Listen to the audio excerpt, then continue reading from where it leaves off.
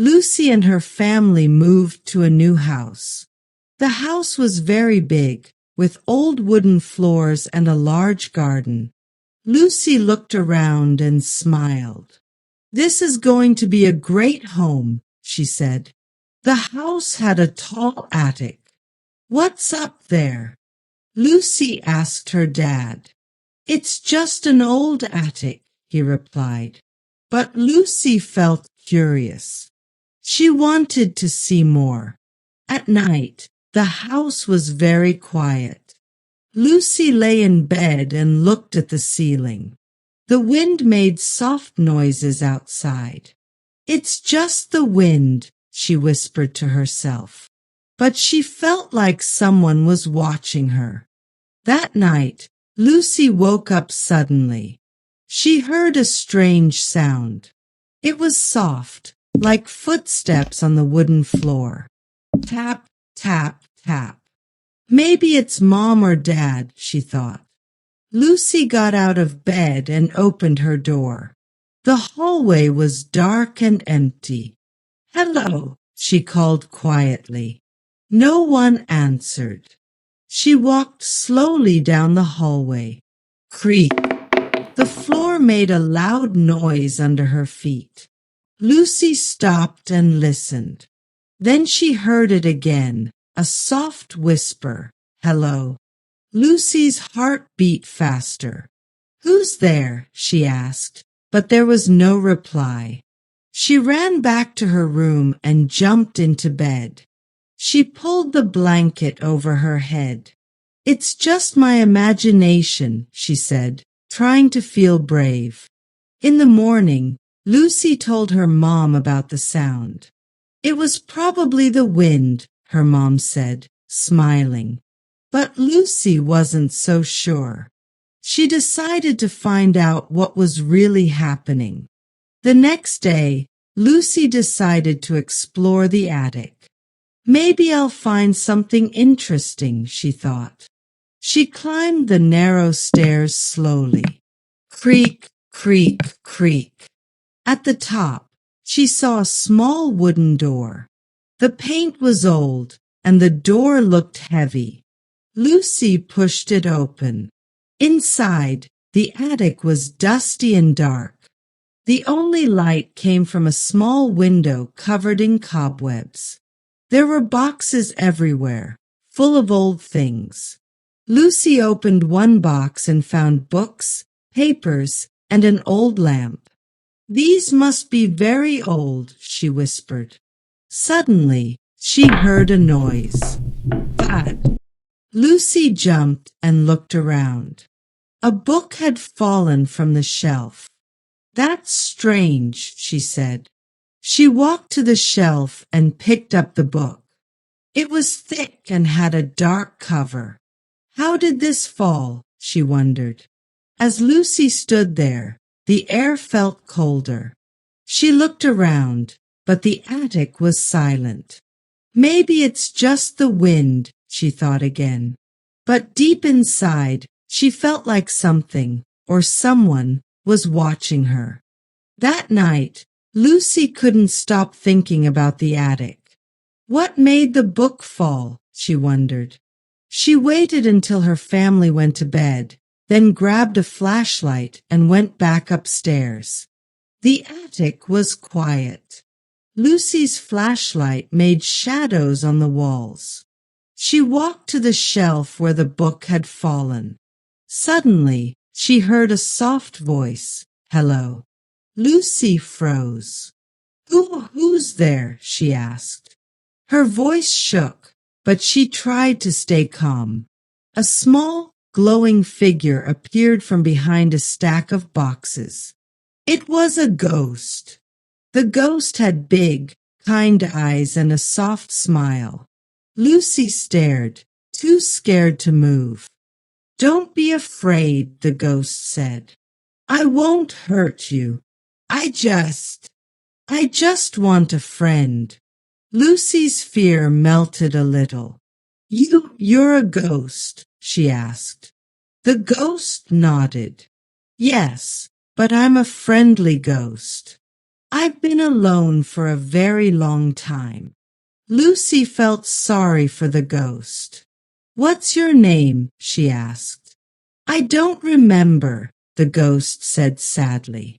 But I'm so happy you can see me. Lucy smiled a little. Maybe I can be your friend, she said. The ghost's eyes lit up. Really? You would do that? Lucy nodded. Yes. But why are you here? The ghost looked at the floor. I don't know. Maybe you can help me find out. Lucy felt brave now. Okay, she said. Let's figure this out together. The next morning, Lucy couldn't wait to visit the ghost again. She went back to the attic and called softly. Hello? Are you here? The ghost appeared from behind a box. You came back, it said with a happy smile. Lucy sat on the floor. I want to help you, she said. Maybe we can find out why you're here. The ghost nodded. Thank you, Lucy. It's nice to have someone to talk to. They began searching the attic together. Lucy opened more boxes, finding old pictures, letters, and toys. Were these yours? She asked. The ghost floated closer. I think so, it said, looking at the pictures. But everything feels so far away. Lucy pointed to a picture of a young boy holding a kite. Is this you? The ghost stared at it for a long time. Finally, it whispered, maybe. I don't remember my name, but I remember being happy once. Lucy felt sad for the ghost. You're not alone anymore, she said. I'll be your friend. The ghost's smile grew brighter. That means so much to me. Thank you, Lucy. They spent the rest of the morning talking and laughing. Lucy taught the ghost some simple words like happy, friend, and light. The ghost repeated them slowly, enjoying the sounds. See, Lucy said, you're learning new things too. The ghost laughed softly. You're a good teacher. Lucy felt proud. For the first time, she realized how much she could help someone, even if they were a little different. Lucy spent many days with the ghost. They talked, laughed, and explored the attic together. The ghost was no longer lonely, and Lucy felt like she had made a special friend. One evening, as they sat by the small attic window, Lucy asked, Do you feel different now? The ghost thought for a moment. Yes, I feel lighter, happier. I think it's because you believed in me. Lucy smiled. I'm glad I could help. The ghost looked at her with gentle eyes. Lucy, I think it's time for me to go. Lucy's heart sank. Go. But why?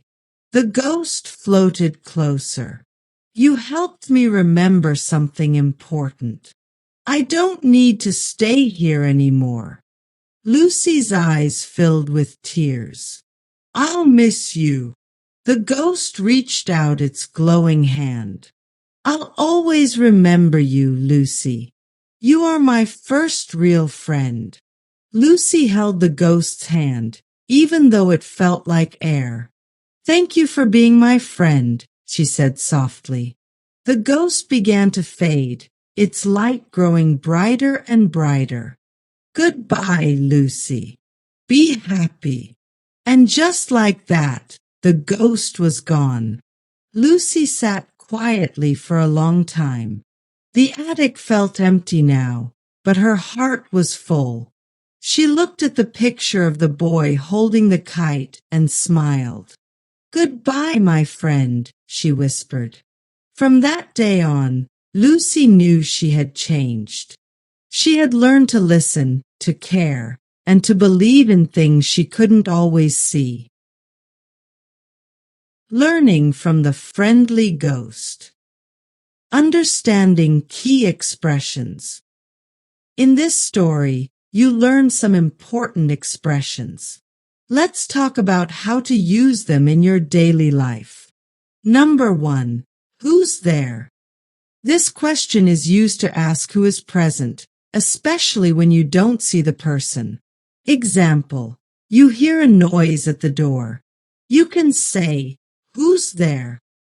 Practice. Say it out loud. Imagine someone knocks on your door. Number 2. I want a friend. This is a way to express what you need or desire. Example, if you are lonely, you can say, "I want a friend." Extra tip. Change friend to other things. Try saying, "I want a coffee" or "I want a book." Number 3. I'll help you.